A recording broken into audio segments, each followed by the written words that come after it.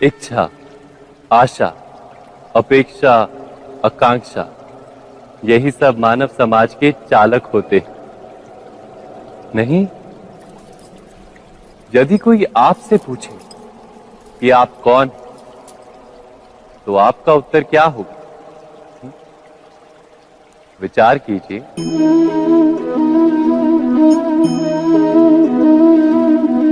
आप तुरंत ही ये जान पाएंगे कि आपकी इच्छाएं ही आपके जीवन की व्याख्या है। कुछ पाने से मिली सफलता, कुछ ना पाने से मिली निष्फलता ही आपका परिचय। अधिकतर लोग ऐसे जीते हैं कि स्वयं भीतर से मरते रहते हैं, किंतु अपनी इच्छाओं को नहीं मार पाते। इच्छाएं उन्हें दौड़ाती हैं जिस प्रकार मृग तृष्णा मृग को दौड़ाती। परंतु इन्हीं इच्छाओं के गर्भ में ही ज्ञान का प्रकाश भी। कैसे?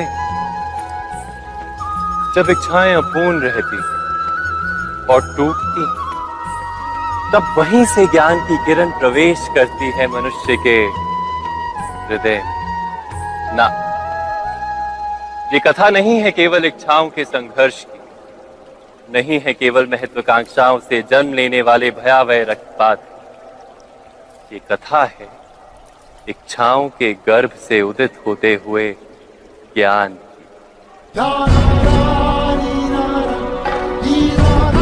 मैं वासुदेव कृष्ण आप सभी को निमंत्रण देता हूं इस यात्रा पे चलने का, जो जीवन का मर्म सिखाएगी, मनुष्य का धर्म सिखाएगी, कीचड़ से उठकर कमल बनने का कर्म सिखाएगी। और इस यात्रा का नाम है महाभारत।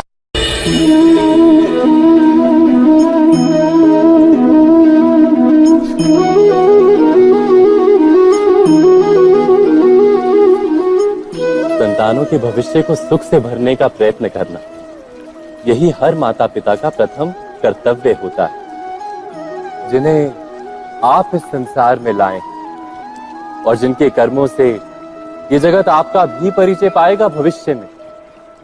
उनके भविष्य के सुख की योजना करने से अधिक महत्व और हो भी क्या सकता है। किंतु सुख और सुरक्षा,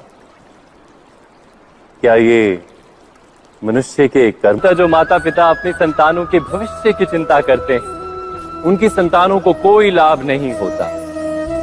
किंतु जो माता पिता अपने संतानों के भविष्य की नहीं, उनके चरित्र का निर्माण करते हैं, उन संतानों की प्रशस्ति समस्त संसार करता है।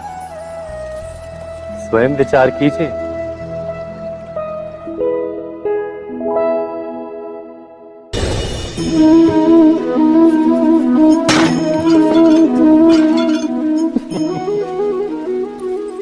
कभी कभी कोई घटना मनुष्य के जीवन की सारी योजनाओं को तोड़ देती और मनुष्य उस आघात को अपने जीवन का केंद्र मान लेता।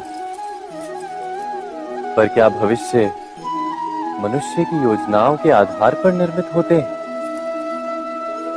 नहीं।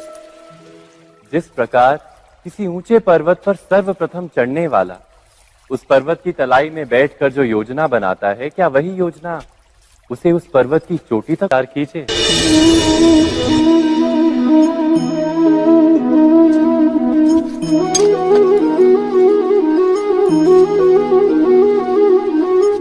भविष्य का दूसरा नाम है संघर्ष। हृदय में आज इच्छा होती है और यदि पूर्ण नहीं हो पाती तो हृदय भविष्य की योजना बनाता है। भविष्य में इच्छा पूर्ण होगी ऐसी कल्पना करता रहता है, किंतु जीवन ना तो भविष्य में है ना अतीत में। जीवन तो इस क्षण का नाम, अर्थात इस क्षण का अनुभव ही जीवन का अनुभव। पर हम ये जानते हुए भी इतना सा सत्य समझ नहीं पाते। या तो हम बीते हुए समय के स्मरणों को घेर कर बैठे रहते हैं, या फिर आने वाले समय के लिए हम योजनाएं बनाते रहते हैं। और जीवन जीवन बीत जाता है। एक सत्य यदि हम हृदय में उतार लें कि ना हम भविष्य देख सकते हैं, ना ही भविष्य निर्मित कर सकते हैं, हम तो केवल धैर्य और साहस के साथ भविष्य को आलिंगन दे सकते हैं, स्वागत कर सकते हैं भविष्य का। तो क्या जीवन का हर पल जीवन से नहीं भर जाएगा? स्वयं विचार कीजिए। पूर्वजों की इच्छा, आशा, महत्वाकांक्षा, क्रोध, बैर, प्रतिशोध, यही सब आने वाली पीढ़ी की धरोहर बनते हैं।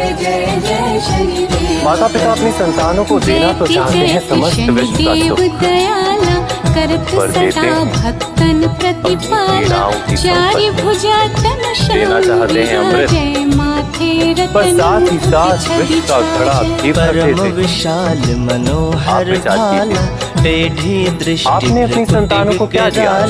कुंडल श्रवण चमाचम चमके ये माल संपत्ति आदि दी, पर क्या साथ ही साथ उनके मन को मैल से भर देने वाले पूर्व नहीं थे? अच्छे बुरे की पूर्व निर्धारित व्याख्याएं नहीं थी। व्यक्ति का व्यक्ति के साथ, समाजों का समाजों के साथ, राष्ट्र का राष्ट्र के साथ संघर्ष क्या इन्हीं पूर्व ग्रहों से निर्मित नहीं होते? हत्या, मृत्यु, रक्तपात क्या इन्हीं पूर्व ग्रहों से नहीं चाहिए? सब काम जा पर प्रभु प्रसन्न हवे जाहि रंग कहु राव। माता पिता अपनी संतानों को जन्म के साथ मृत्यु का दान भी देते, प्रेम के प्रकाश के साथ साथ घृणा का अंधकार भी देते हैं, और अंधकार मन का, हृदय का या वास्तविक, उससे केवल भय प्राप्त, केवल भय। स्वयं विचार कीजिए। वनों में मृग कपट दिखाई, माँ तो मनुष्य के हृदय में भय का साम्राज्य रहता है सदा। विकल कर डारा मचगा संपत्ति के नाश का भय, कभी अपमान का भय, कभी अपनों से छूट जाने का भय। इसीलिए भय का होना सबको स्वाभाविक ही लगता है।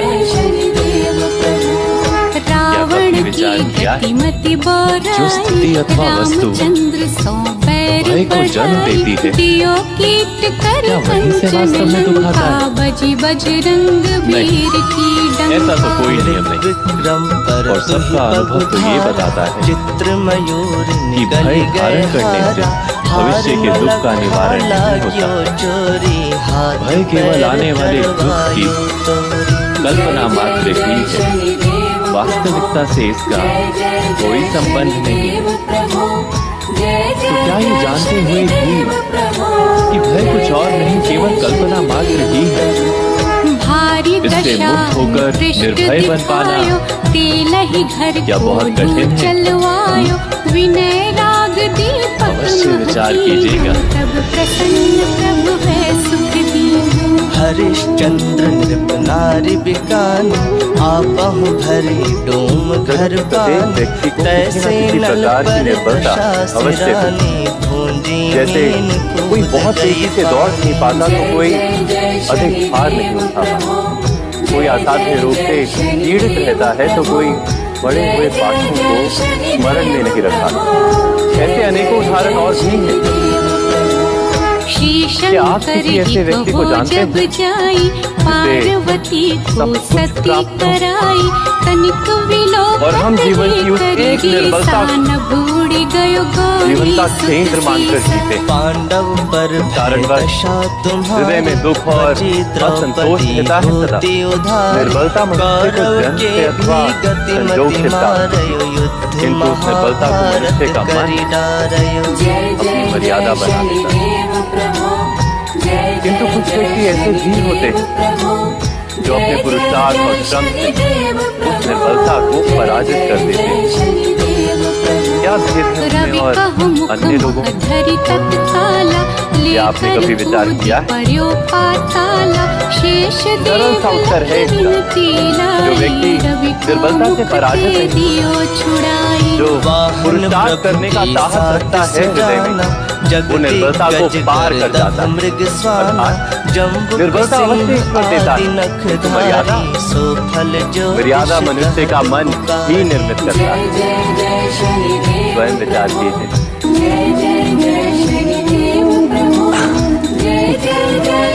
मनुष्य के सारे संबंधों का आधार है अपेक्षा। पति कैसा हो जो मेरा जीवन सुख और सुविधा से भरे, पत्नी कैसी हो जो सदैव मेरे प्रति समर्पित रहे, संतान कैसी हो जो मेरी सेवा करे, मेरा आदेश माने। जम्बुक बुद्धि नष्ट कर डारे, मृग कष्ट प्राण संहारे। मनुष्य उसी को प्रेम भी कर पाता है जो उसकी अपेक्षा पूर्ण करता है। और अपेक्षा की तो नियति है भंग होना। कैसे? क्योंकि अपेक्षा मनुष्य के मस्तिष्क में जन्मती है। कोई अन्य व्यक्ति उसकी अपेक्षाओं के बारे में जान ही नहीं पाता। पूर्ण करने